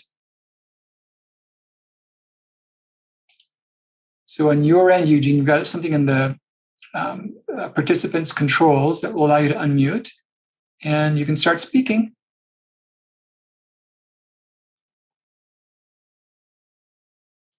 I will hit one more time on this, ask to unmute. There we go. It can happen to where some people can't find the controls, or maybe they put a question up and now they had to go to the other room. So I'll move on. Eugene, if you're here and you did want to try to cover that, just put your hand up again. And if I can come back to you, I will try for that. Nikki, you are next up now. Going to ask to unmute. Okay, go for it, Nikki. Hey, Dr. C. Hey, how you doing? Where my picture went. I'm sorry, I don't see my picture. You're doing it perfectly. Real quickly, I am currently taking the calcium magnesium caps that are the calcium malate and the magnesium malate. Mm-hmm. And I noticed the new formula has more calcium but less magnesium, and it's calcium citrate and magnesium citrate. Can you explain the difference, and should I be on one over the other? That's my first question. And then my cardiologist wants me to, I've recently come up with an irregular heartbeat, and she wanted to have me take some more magnesium, but I take magnesium in the old daily reset packs and the magnesium calcium, and then she gave me another magnesium, and then I do your shakes. So I'm just wondering how much magnesium is too much. Yeah, so how much magnesium is too much? I'll jump on that one first. If you're spending more time than you want on the toilet, that's too much magnesium. Okay. So excessive amounts can act like an osmotic laxative. And it's rather unusual for magnesium to be harmful in other ways. In most cases, if you get too much, you poop it out. So short of that, there's rarely concerns. There are some rare cases of people that can't clear it through their kidneys, but otherwise, yeah, no big issues that way. Calcium citrate malate versus calcium citrate. So put a lot of thought into that. And citrate malate, these are both plant-derived calcium. They're both soluble calcium as opposed to insoluble. They're both free of lead and common contaminants. So there was a recent paper suggesting that citrate may be less apt to bind with thyroid hormones when taken even an hour after medication. Just note that same study wasn't on citrate malate. So it might work the same way, but we have more evidence saying that some people have to have a long gap after their thyroid medicine between a lot of things like coffee, iron, calcium. So not as common, but there are those where they have to spread those things out by like 10 or more hours. And there was a paper saying that specifically calcium citrate may be less of an issue in those circumstances. So that was one reason. The other thought was really just about total pill count. It allowed me to reduce the pill count further. There's a little more elemental calcium per serving. So they're both good versions, but that just tipped my scale, less pills, probably going to be less of an issue for some people on their medication. Yeah, so that's why I made that change. As far as the overall ratios of calcium to magnesium, it wasn't as much of a decline on the magnesium as it was an increase on the relative calcium. And both important things, but just the thought process on that was, since coming out with the thyroid reset diet, many are coming off of dairy foods for longer periods of time. And I wanted to compensate with a little more calcium to their overall regime because of that. There is some calcium in fortified and some of the non-dairy dairy substitutes, but not everyone gets all the servings of those per day. And there is calcium in a lot of foods, but many can still come short. And also with just the overall risks for more bone issues and thyroid disease, I wanted to pad the calcium a little bit further and not take away from the magnesium. So that was the thought processes there. Okay, thank you. That's helpful. And then I have one other question, because I had my thyroid removed about 10 years ago for thyroid cancer, and my doctor was old-fashioned and wanted to keep me really high. Let's say, I guess it's high. So I was like, she wanted me at 0.1 to 0.4. So I've been pretty in that range for a lot of years, and now I'm starting to have things like heart palpitations and high blood pressure, stuff like that is starting to happen. And so I'm trying to get and she said after 10 years, I can adjust that. So I'm trying to get more to the higher range. But should I be taking the hyper support for that? Or should I just adjust my medication or to protect the damage that's already been done? That's a really smart question. I would recommend both steps. And that's really one thing, thank you for that, because I really wanted to highlight that as one more value for hyperthyroid support. There's those to where varying reasons they have been hyperthyroid from medication. And yes, this still can start to help prevent some of that damage and some of that harm from that. So good call. Please do talk to your doctor. And yeah, in most cases, your risks of thyroid cancer recurrence by your TSH being 0.5 point or even a point higher on occasion are almost negligible. There are many details as far as your type of cancer, your staging that the doctor can give more direct input on. But in most cases, you're not going to lose anything by going up a little bit. And one more thought too is that no matter how well things work, no one can control the TSH flawlessly. You make an adjustment and it'll go up a little, it'll go down a little next time. So there's a certain amount of bouncing that's inevitable. And I think it's good for people to know that, especially when they've got a narrow target, is that you've got to allow some leeway and realize that you can have a target, but you won't always get exactly that result. If you're moving further and further and further away from it, it's time to make a change. But if one time you're a hint outside of it, probably just write it out and see where the next one looks. Okay. And then my doctor a different doctor just recently put me on metoprolol because of my irregular heartbeat. Is there any contraindications for these supplements with that drug? Do you know? No, with these blends and that, not. The same issue does emerge as far as synergistic effects. So any dose of magnesium, any dose of CoQ10 can make metoprolol work better. So the good part of that is it'll do what it wants to do more effectively. The drawback of that is it may slow your heart rate even more than expected. And some people can get fatigue symptoms from that. So just do see how much you really do need, how long you need it. But yeah, no negative reactions that way. Okay. Well, I already have a really low heart rate, which they were kind of wondering if they should even put me on it because of that. So I'll have to be aware of that. So yeah, in a case like yours, it may help blood pressure, but if your heart rate runs low, it might make you feel more weak and tired. So just give them feedback about it. Okay. All right. Thank you very much. You're welcome. Good to see you, Nikki. Thank you. All right. I want to grab several more. We've got Felicia here. Let me just remute real quick. And let's get, I'm sorry. Let me break order because Eugene, I see her hand back up again. And let's give Eugene another shot because he or she was up here already. So Eugene has to unmute. See if it can work for you this time. There's a way you can unmute on your end and then just start talking and I'll hear you. Eugene, any luck with your microphone there just yet? I'll leave your hand up, Eugene. And we'll see if we can't make it work. I'll also keep an eye on chat best I can. And Eugene, okay, so you wrote something in chat. Let me address that because you had your hand up too. Eugene, my 14-year-old daughter was diagnosed with hypothyroidism and Graves in May 2021. I'm guessing you meant hyper. She's been taking methimazole for 6 months. TSH has now basically shot up. Doctor put her on synthetic hormones to offset this, still on methimazole.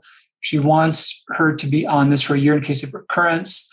So as far as the specifics, I can't speak on pediatric cases and of course not any specific cases, but you'd be welcome to talk to your daughter's doctor and see if nutraceuticals that can support hyperthyroidism would be acceptable in her case and share the information about the hyperthyroid support and see if her doctor has feedback either way on that. If there were more details, you're welcome to add more to chat. I'll keep my eye open. Or, it looks like the mic is not working for you, so I'll go back to Felicia. Okay, Felicia, I'm going to ask to unmute, and okay, you can go for it. Hey, Dr. C. Hey, how you doing? Good. How are you? Doing really good. Thank you. Great. My camera kind of went sideways there. Yeah. So I have my questions. I have two, but the first one's pretty straightforward. So 13 years in August, Hashimoto's and thyroid cancer are, my whole thyroid's gone. So as far as the supplements, the new ones that are coming out, because I'd like to pre-order, this is what I'm taking now of yours. Mm-hmm. So do mm-hmm. I stay on this because clearly I don't have nodules or, right. A thyroid at all? Or right. do I, so what do you suggest as far as supplements for a person with zero thyroid? Yeah, so grab yourself the daily bundle. That's the good overall fit. You can finish those off; those are great as well. But when those are gone, I'd go over to the daily bundle. It'll be a little more comprehensive and fewer total pills. If there was a need for iron, that might be a consideration. You look like you would be of menstrual years still, and so if you're aware of iron being an issue, that can be an option. If there were sleep concerns, thyrotonin can be a thought that way. But otherwise, really, the foundational nutrients would be the most important things for you. Okay, so the thyroid daily bundle instead of these?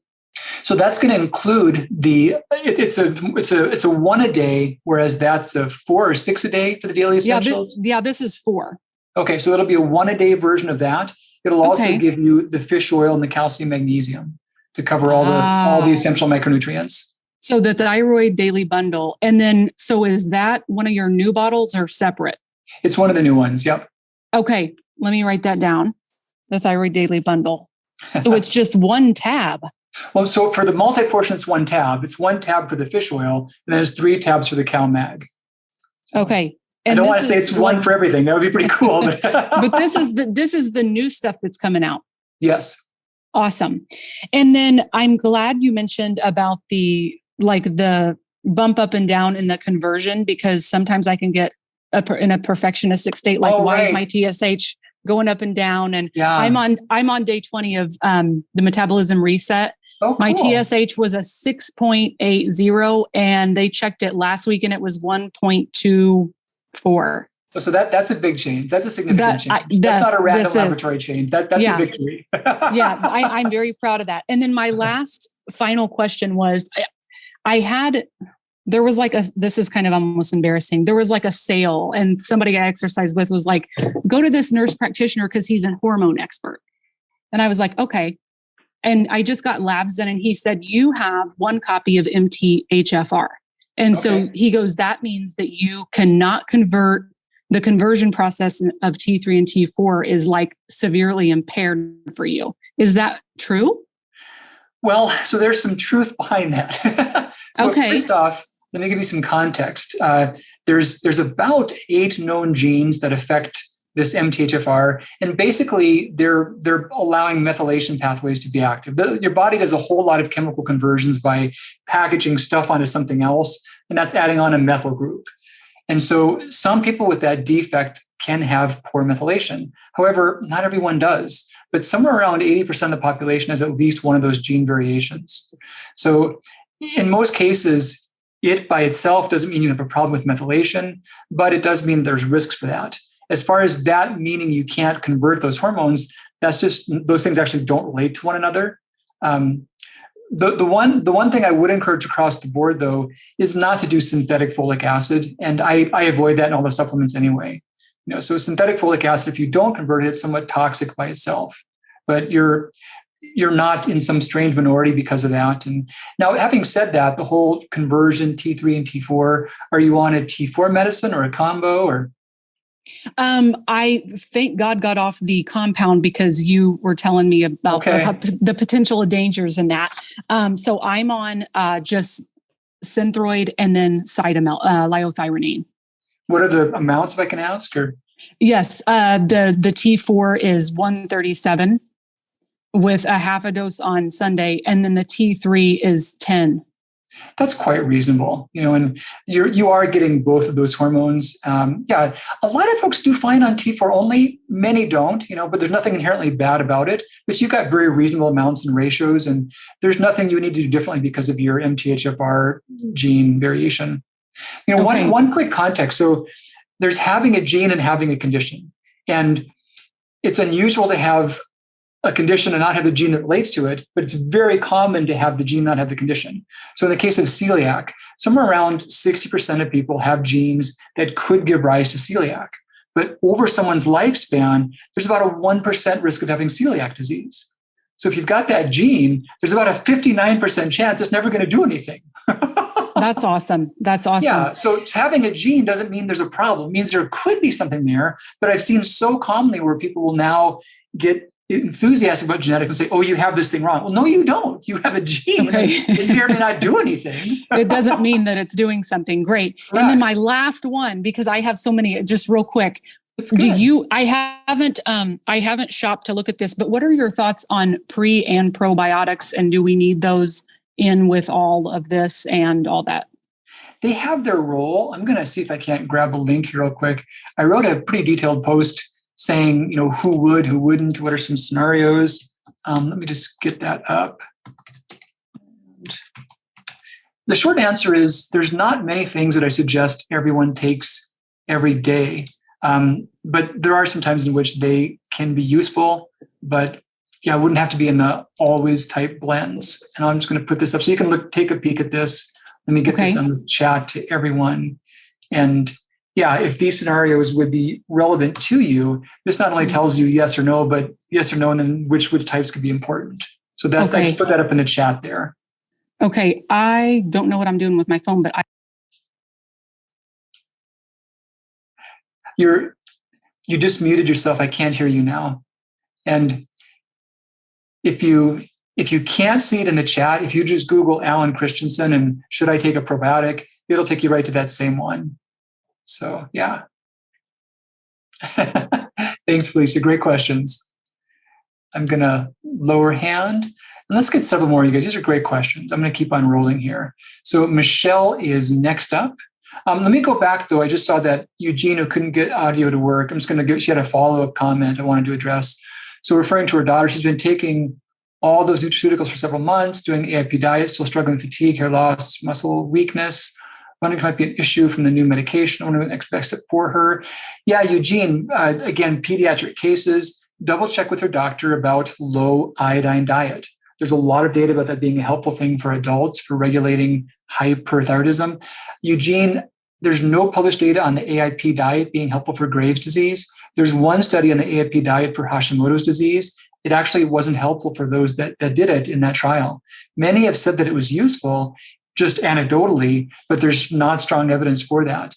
But there is very strong evidence about the relevance of iodine. So please take a peek at the Thyroid Reset diet, talk to her doctor, see if that can be a consideration. But if you're not already thinking about, if not already regulating iodine, that's probably the most powerful lifestyle step you can take to make things better for her. Okay, so Michelle, I'm going to ask to unmute and go for it. You can start speaking. Hi, Dr. C. Hey, Michelle. I have two different types of questions, Okay. each prompted by two things that you said in the presentation. So the mention of goiters, commonly associated with hyperthyroidism, but I'm curious to know your take on a situation of someone who has been told that they're hypo because of low T3 particularly, has an ultrasound and has nodules, and the finding says could be related to thyroiditis or goiter with follow-up recommended. And so I'm just confused because this is a supposedly hypo because of T3. So the T3 was like below range or low normal. How would you describe that? Well, at the current time, I'm on T3 medication. I'm on compounded T3 medication, so it's no longer low. It is currently, I have it right here. It's 2.6 for free T3, free T4, 1.2, TSH is 1.36. But how this whole thing started was with findings. The T4 was within the range, within the lab range. The TSH was within the lab range, but the T3 was low constantly, even on natural thyroid hormones such as Armour and the being T3 switched was to low another normal, below range. How would you describe that? Below range. Yeah. And the TSH was where? TSH and T4 remained like somewhere within the lab's range, but the T3 was below the range. And do you remember any numbers of the TSH? Nope. Because that was a long time ago. No problem. You remember a lot, so that's cool. So sure. So that actually would not be what we call hypothyroidism based upon the T3 only. There are times in which that can happen just for no significance whatsoever. There's actually a lot of range of T3 in healthy people. Now, there are also times in what's called, I'm gapping on the acronym, but basically there's times in which the body can intentionally lower T3 because of some other problem. Euthyroid 6 syndrome is one of the names for that. So if the body has some issue such as an anemia or a kidney disease or heart disease or an acute infection, that things look normal, but the body intentionally gets rid of T3 to slow metabolism. So if someone has otherwise normal thyroid levels, but low T3, the main scenarios are it's not relevant because that happens to healthy people, or there's some other thing making the body deliberately lower T3. So it's not actually hypothyroidism. Now, I know a lot of doctors, I don't know, I would argue that sometimes they're too quick to prescribe when it's more a matter of investigating. Yeah, because the natural thyroid never got the T3 back even into the low end of the normal range. It just continued to stay that way. So in those cases, that reinforces that either it was normal for your body, that's where your body wanted it, or there was some other reason your body was trying to keep T3 low to prevent some other problem. Okay, and then taking the compounded T3 medication brings it up into the range. You can always force it up by taking a pure T3. You can always force it to go higher. Right. But the question is that what your body was trying to accomplish? And it wouldn't have been. Oh boy. Okay. And Michelle, I'm not sure if you were hanging out at other times, but yep, I heard last week. My eyeballs popped out of my head when you said it. No compounded. Compounded medicine scared me to death. I know. Yeah. I heard you say it. I made all kinds of exclamation points in my notes about it. Just try not to take up your time right now. No, I want everybody to be safe. But there being the presence of, because the discussion tonight about goiters and hyperthyroidism, and the presence of this note on my ultrasound that these findings of nodules could be related to thyroiditis or goiter. Sure. And so in a seemingly not hyper person, a goiter? Yeah, so the goiter itself would be occurring if there was more diffuse, even growth of the whole gland. It's unusual for them not to distinguish between nodules and goiter on an ultrasound report. That's something where the doctor even could ask for more clarification from the radiologist on that. It's because it says normal overall size of the thyroid. So that's what confused me. You don't have a goiter then. I don't. Oh, okay. No. Are you able to see the chat comments? I am. Okay, I'm going to drop a link in here. This is an article that it was talking about reverse T3, but a lot of the discussions in here echo what I was saying about T3 being low in someone where everything else is normal otherwise, and why that would be, what that would mean. These same things really apply to your scenario. So check that one out. It'll make a lot more depth on the things I just mentioned in passing there. Okay, so the compounded problem aside, you just even taking isolated T3 in a scenario where someone only had the low T3, which I guess was explained to me that there was a problem between the T4 and the T3 conversion. That's what a lot of doctors that don't get this quite as well do think. And yeah, you're welcome to dig deep in that article for a much more thorough discussion on that. Okay. All right. I will do that. Thank you so much. You're welcome, that definitely took a turn I did not expect, but thank you for telling me that. You're welcome. Appreciate it. All right. Looks like Cindy is up next. We'll get several more here. Cindy, I'm going to hit ask to unmute, and you should be good to go. There you go. Hi. Hi, Cindy. Thank you so much for taking my call. And I just want to say I've been watching you for years on different things, and I just love the joy you have, and your giggles always bring a smile to my face. So thank you. Thank you for that. So you're welcome. So I tuned in tonight because I actually have a cat with hyperthyroidism. Okay. And I know you can't recommend for children. I know you can't recommend for a cat, but I'm just wondering, like with your supplements, like somehow or something in them be of value. Ask your vet and let me know. Okay. I will. Hold on. Cats actually get it a lot. And something I saw in always researching thyroid topics, I stumbled across that quite a bit.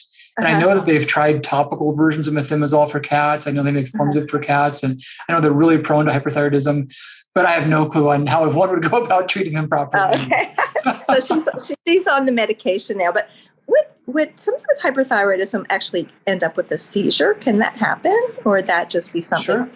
Oh, really? Sure. So it could be related. Okay. Because she had a seizure. Now she's on seizure medication. I'm wondering if, anyway, I don't know. Okay. I'm asking the wrong guy. You're not a vet. Thank you so much. Happy to try, but that's as far as I can get for that one. Okay. Thank you. See you, Cindy. Okay, Margot, you are next up. I'm going to ask to unmute. You can unmute on your end. And there we go. Margot, if you're still with us, if you You got your participants' controls. There's a spot where you can hit unmute. And I'll move on to who's next. And I'm going to lower your hand, Margot. And if you are hearing me and you are able to see how to do that, please just pop your hand back up again and I will watch out for that. In the meantime, Gigi. Okay, Gigi, I'm going to ask to unmute and go for it. There you go.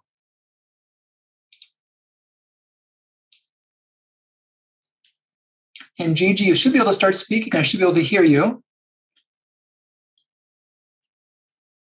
There is also under the participants' controls, there's a microphone setting. You can select which microphone is active. And so far, I'm not hearing your audio at all. Let's try a couple more here. Okay. Sophia, I'm going to hit ask to unmute Sophia and go for it. Let's hear what you got. Hi, Dr. Christensen. Sophia? Temporarily, do you hear me? I sure can. You're doing great.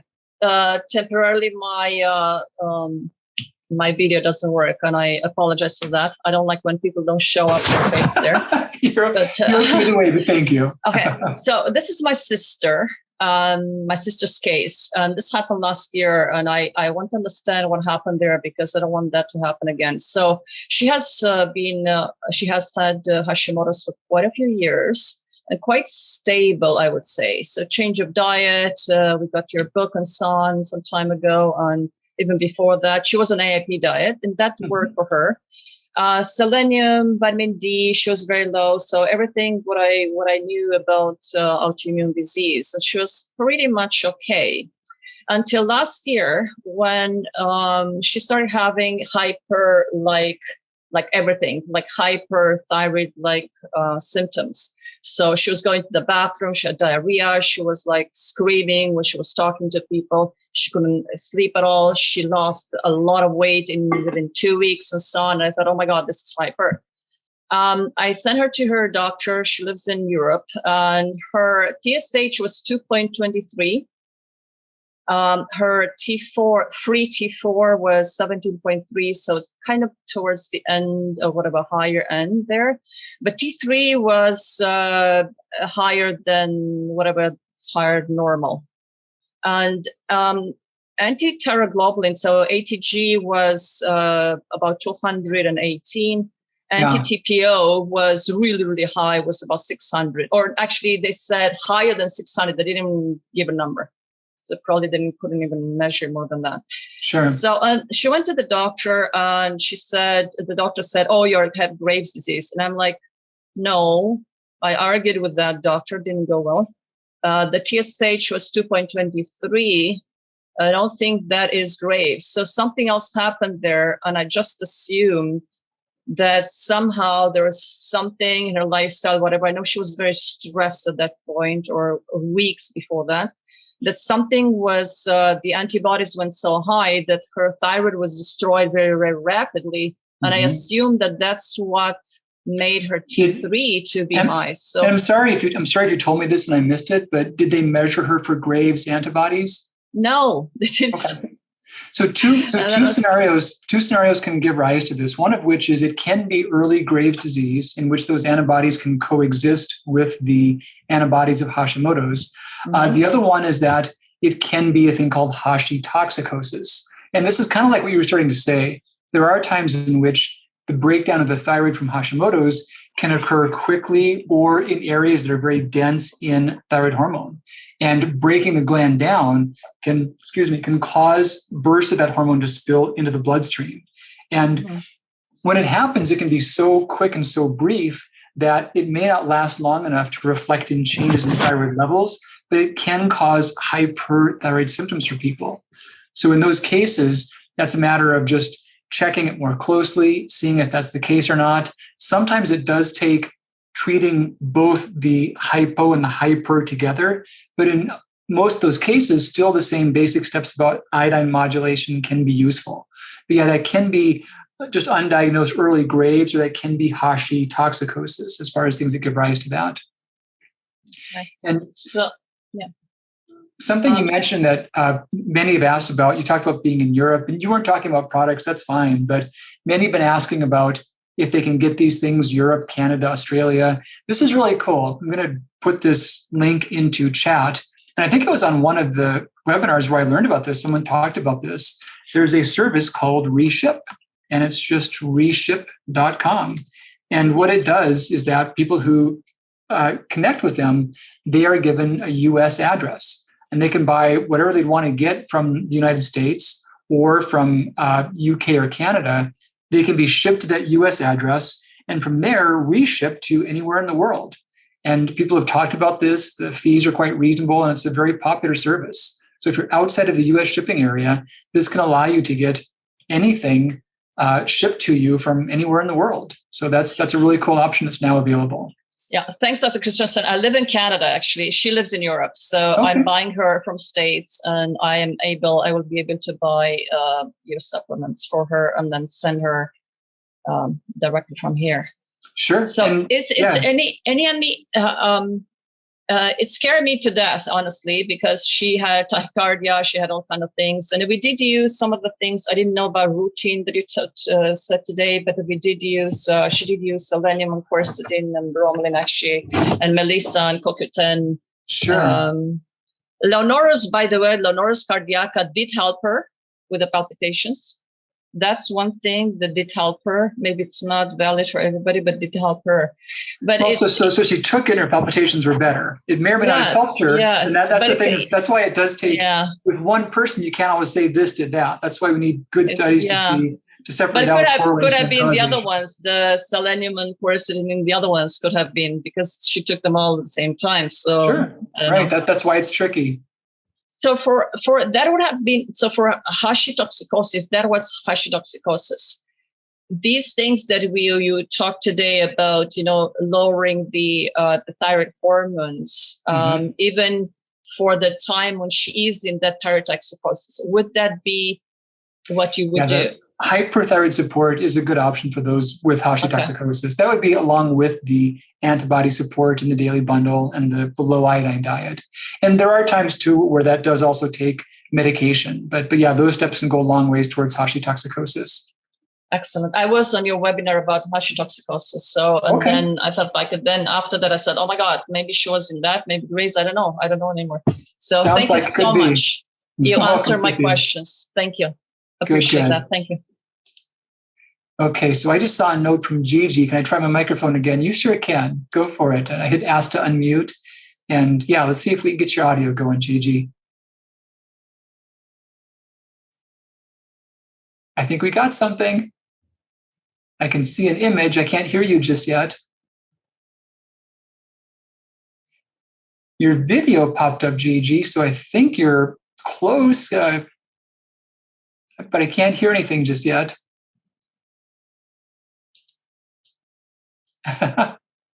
Keep at it. Let's see what we can do. If you also want to put something in the chat, I will keep my eyes open for that. In the meantime, let's see if Debbie can connect and has something for us. Debbie, I'm going to ask to unmute. And you can unmute on your end. And let's hear what you got. The Zoom systems are not always straightforward. I totally understand that. I've used it so much, I can still have it baffle me sometimes. So Debbie, not quite working just yet there. Let's keep going so I can get cover a couple more still before it gets too late. Sherry, let's see if you can get things to work on your end. Sherry, I hit ask to unmute. Looks like you got it. Yes.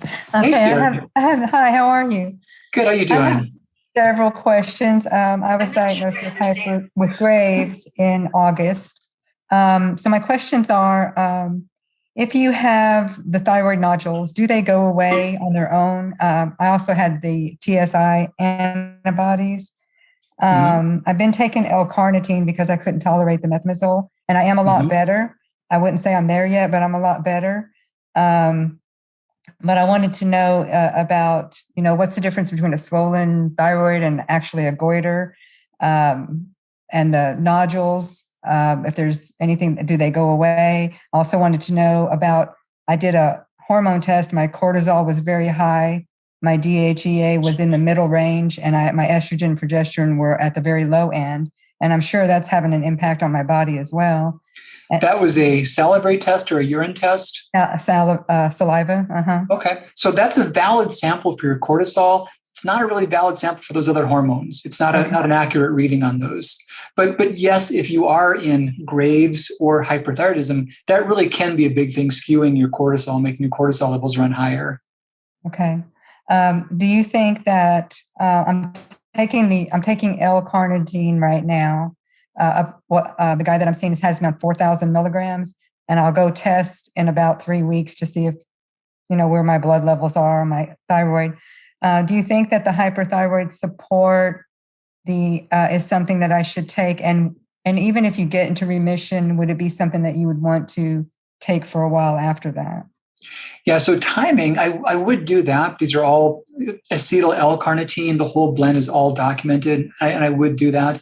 And being in remission, a time frame that's smart is about 24 months for continuing. And I would stick longer term with a low iodine diet to cut the odds of relapse. But it is smart to have a window like that to make sure that it doesn't come back again in the near term. Okay. And if you're responding well already, that's very encouraging. I think your odds of responding to hyperthyroid support plus a diet are really quite high. Are the nodules something to be? They did say when they did an ultrasound that I had some nodules, but they didn't seem concerned about it. Yeah, I forgot to mention, I'm sorry about that. Sometimes they do go away on their own. That totally does happen. If they are worrisome, if they're large, if they're significant, there's the nodule support to help with those as well. And the other steps are good for that. But yeah, there's things you can do that way as well. So if you have, I have a little bit of swelling, I can feel it, but is that what's considered a goiter? Is that just an inflamed thyroid? How do you know? Sometimes it can be. If your thyroid was not overtly enlarged, that wouldn't be so much the source of it. But just the acute response from Graves can sometimes cause that sensation. Okay, because I can feel that it's swollen, Okay. So should I? I also was told not to take more than 200 micrograms of selenium, and I noticed that there's selenium in each of the products, but it doesn't look like it adds up to that much. It doesn't, and that was intentional. Okay, so would you? And I would actually say, it is smart to watch that, but an upper threshold for selenium, especially when it's selenomethionine or selenocysteine, is more like 400 micrograms from supplements. And dietary selenium, you wouldn't need to really concern about that. There's no common dietary sources that give you quantities or types of selenium that can become excessive. Okay. So should I just do the hyperthyroid support or the antibody support, the nodule support? What do you recommend? Hyperthyroid and nodule, and then the daily bundle. Okay. What's your take on vitamin D3K2? I had been low. All good things. They're part of the daily bundle. They're in there already. Okay. All right. And then the cortisol, I just don't worry about that right now being so high. Keep tabs on that. That may well get better as your thyroid scores improve. If that does persist, grab any information in the adrenal reset diet and that whole world. But that may well be secondary to your thyroid levels. Okay. Thank you so much. I appreciate it. You're welcome. Take care, Debbie. Okay, so let's see. I just saw a question that was relevant. The link for the product that has quercetin selenium at the beginning of the meeting. So Cindy, that's the hyperthyroid support product. And that had the quercetin, selenium, and the other ingredients that are all for hyperthyroidism. I hope that was helpful. Okay, let's get one or two more.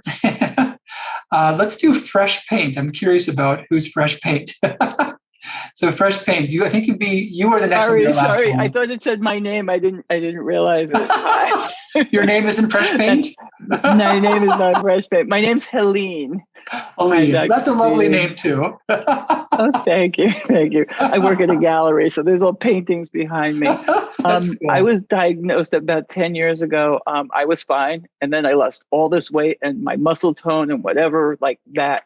And I went to the doctor and he said my thyroid was out of control. I have Graves' disease. I trusted the doctor and he did the iodine uptake, which now I hear was not a good idea.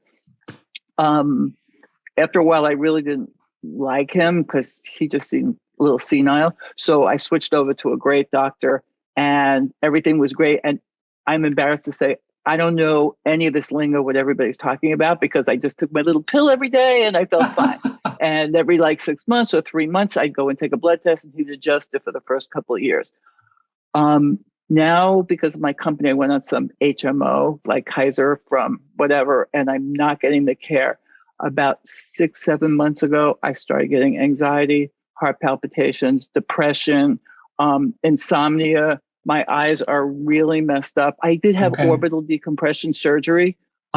With, I don't know if you know who Dr. Raymond Douglas is. He's part of the TEPEZA study, which I wanted to ask you about. Anyway, I went from doctor to doctor all over UCLA and whatever. And everybody said, take off your makeup, take off your eyelashes. Finally, he said, this is what's wrong with you. So now I talked to this. I'm looking at my results. My results say TSH 0.41. They don't say anything about T3s or whatever. Now, I'm embarrassed. I don't know any of that.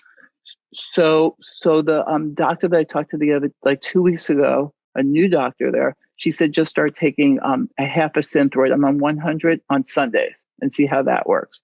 You know, everybody's like, I don't even recognize myself. Like everybody who knows me, I love going to work. I love life. I wake up in the morning, I look at my bed and it's like, I can't wait to get back here.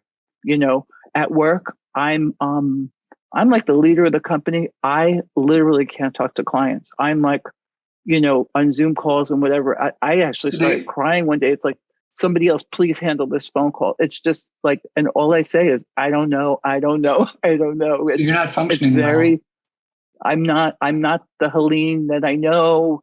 I'm not the Helene that anybody else knows. And it's like, I really don't know what's going on. So the Synthroid, this is a lower dose than you had you on before, I'm guessing, or? No, she just kept me on the same thing. But she said, let's just take a half a pill on Sunday. I said, is that enough? So you were on one pill every day and she wanted to take down just that Sunday dose. Okay. Right. So all things together, the most likely scenario is that your thyroid is becoming more active again. And the TSH, it's a marker of how much hormone your thyroid is making, and it's a backwards marker. So back when your thyroid was very overactive, your TSH would have been extremely low. Right now, you're on the very bottom edge of what's normal. And that's a number that can vary over time. It might have been a little worse before your test, and it might be changing right now. It'd be smart to check that again in the short term, but you're probably needing less thyroid hormone. And what happens there is it may just be too much altogether, or you could also be getting some of the response back from Graves' disease again. So yeah, talk to the team. The Hyperthyroid Support blend, that's appropriate. The bundle's appropriate, but also look at the thyroid reset diet. And that just talks about how to avoid the high sources of iodine in your diet. But definitely stay on top of the eye care, especially. That can take the most aggressive work. The autoimmunity of Graves, even independent of your thyroid levels, can worsen the eye side of that. And all these things I'm saying to you can help the autoimmune part as well as stabilizing the thyroid levels. So they're good in all those cases. And everything else your doctor would offer as far as treating the eyes would be appropriate to consider as well. So yeah, go with all those steps. Do you know about the TEPEZA? I do. It's worth considering for sure. Okay, all right. Because it's embarrassing. My eyes are, and they're all bloody, and they're red, and they're dry, and they're. No, it's a big deal. In most cases, the change that you made to your dose wouldn't likely be enough. So I would encourage you to have a retest done within the next 2 months at the very most. And I wouldn't be surprised if you needed more of a change in your medicine. But those other steps would help make all of that work better for you. Okay, so the thyroid bundle and the reset. You know who Dr. Cole is? I do not. Dr. Cole. Okay, I just did that AIP diet for like 4 months with like no seeds, no nuts, no grains, hoping that it would help the inflammation or something. I lost a bunch of weight, but and my triglycerides and all that went crazy because it's a lot of meat and a lot of oils and There was one published study on the AIP diet with Hashimoto's disease, and some of the participants felt a little bit better, but nobody's antibodies improved and no one's thyroid levels changed. Now, some people have done the diet and say their thyroid has gotten better. I think in some cases, when people do it, they may inadvertently cut out some of the high iodine sources.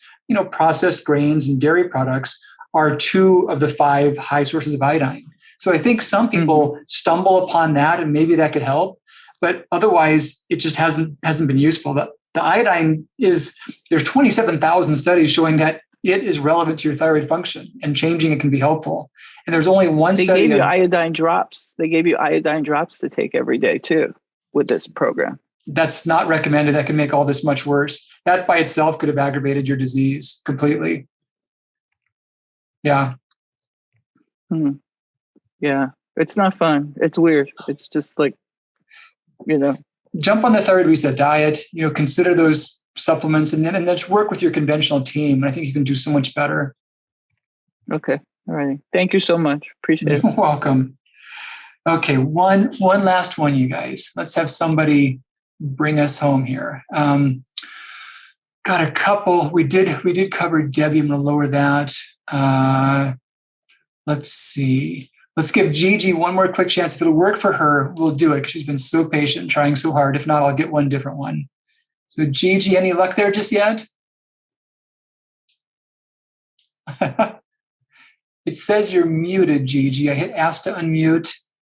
Oh, here it goes. We got it?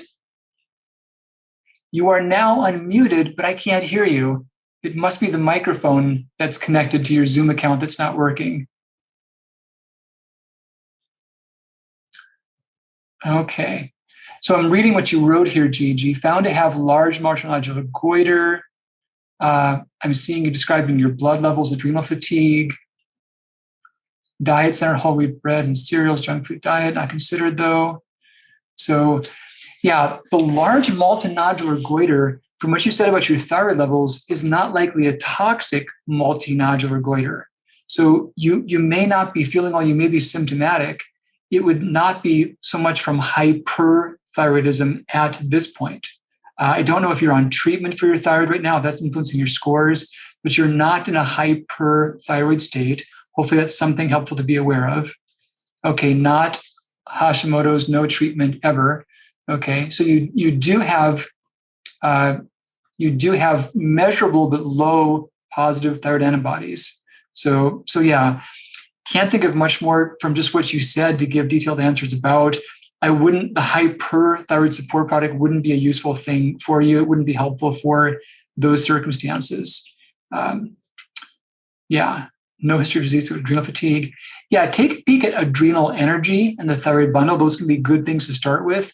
If you've not, please do take a peek at the adrenal reset diet. There's tons of good suggestions in that. There's a quiz in that, and it will direct you to a very detailed chapter based upon the results of your quiz. So think about the daily bundle. Think about adrenal energy as a good starting place. That is on the shop Thyroid Specific Formulations. And then grab the adrenal reset diet. You get some really good guidance from that. And to you and to anyone, if more personal help is useful, you've got the option for the thyroid second opinions. That's thyroidopinion.com.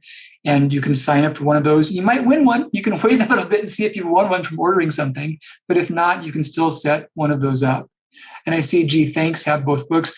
Gigi, so the adrenal reset diet, jump on the quiz.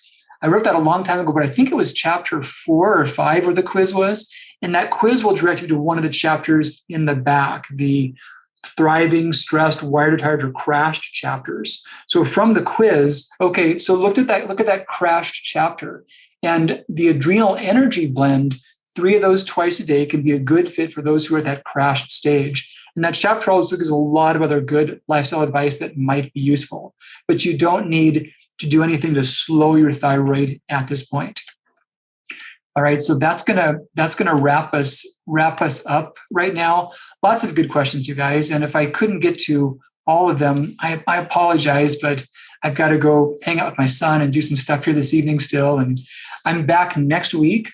I'm embarrassed to say I don't know my topic next week. If Josh is still with, he might be aware of that. But I'm back next week. We're doing another one of these big topics. It might be the sleep one. I'm not sure. But yeah, you're welcome to come. And I'll be on office hours briefly next Monday. So you can also jump in there or ask anything specific. And just always happy to help and connect. So have a great evening, you guys. And we'll talk again real soon. Bye-bye.